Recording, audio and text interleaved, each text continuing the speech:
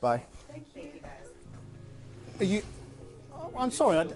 Back for more celebrities' blunders. Prepare to laugh cringe as we dive into awkward questions, mistaken identities, and red carpet disasters. 1. The dictator dumps ashes on Ryan Seacrest at the 2012 Academy Awards. Sacha Baron Cohen showed up in character and accompanied by sexy female guards for his red carpet arrival and made it rain all over a surprised Ryan Seacrest. Cohen was promoting his latest film, The Dictator, and was carrying an urn supposedly filled with the ashes of recently deceased North Korean dictator Kim Jong-il. Always a professional, Mr. Seacrest handled the incident rather well, as Baron Cohen retreated with a few words of advice. In the end, Seacrest looked like Scarface, but he gained the admiration of a giddy Juliana Rancic. The dictator. Hello, welcome, Brian.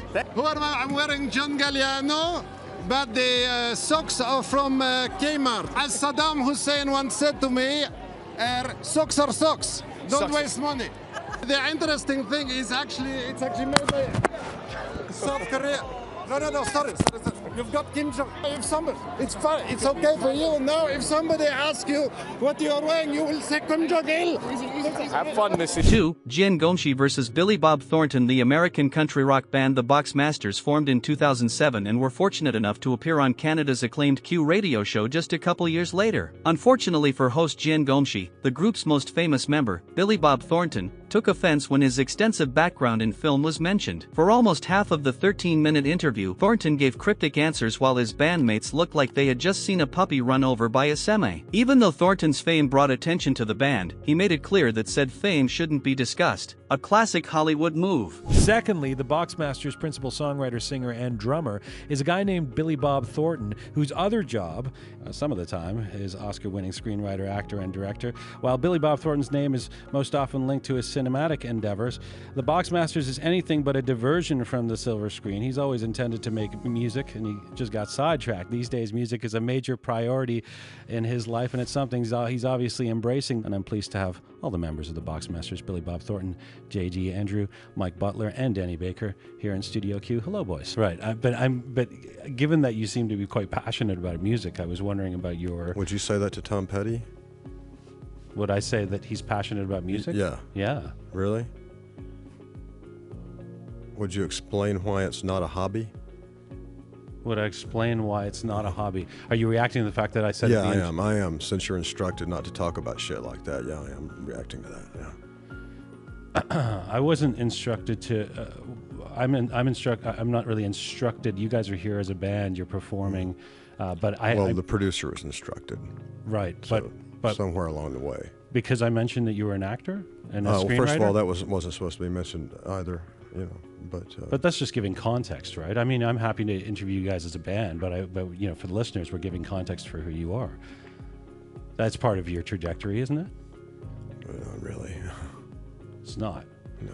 You would prefer me to only do this interview not mentioning at all, just to clarify, that's correct, yes. At all that you've ever done anything in terms of acting, screenwriting. That's correct. 3. The carrot top of interviews. This interview, promoting Now You See Me, doesn't get off to a good start after Eisenberg takes issue with the way Pooga casually refers to fellow co-star Morgan Freeman. Things just get more awkward as the interview goes on. Eisenberg notices Pooga has writing on her hand and questions her about it, asking if she's hiding questions while also taking a slight dig at her ability to remember simple questions. Pooga asks him to perform a card trick he learned, which he agrees to do. He then states that she's the carrot top of interviewers. There's definitely a nervous energy here, and it is not helping things. What did you write on your hand? Nothing.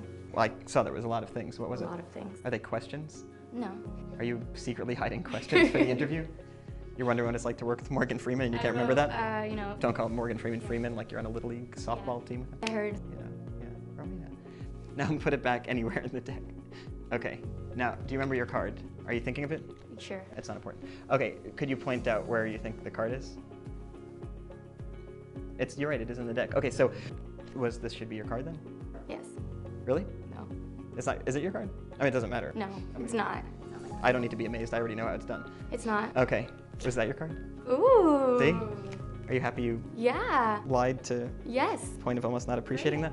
4. Martin Bashir interviews Michael Jackson over the course of 8 months from 2002 to 2003. The King of Pop was followed and interviewed for a British documentary, ostensibly to see what his day-to-day life was like. However, MJ made the unfortunate admission that he slept in bed with children. Journalist and host Martin Bashir expressed his concerns to Michael Jackson, who defended his actions by citing love. Jackson recalled his experiences sleeping with Macaulay and Kieran Culkin, and actually spoke like a child as he remembered hot air balloon excursions at Neverland Ranch. The entire documentary stunned audiences and ultimately led to a sexual abuse trial. Michael Jackson was found innocent of all charges. When you're talking about children, we met Gavin.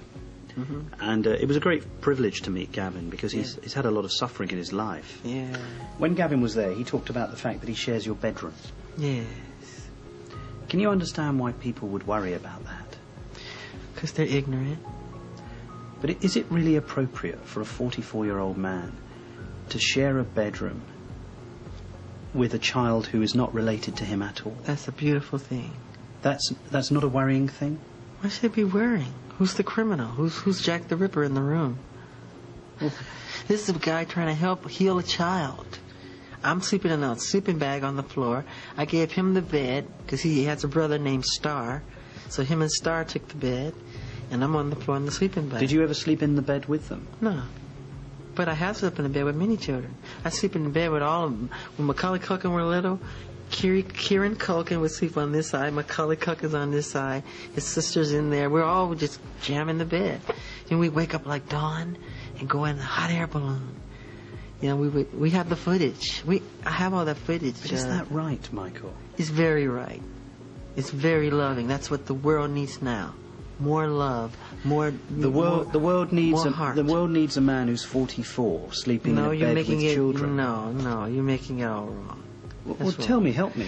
Because what's wrong with sharing a love?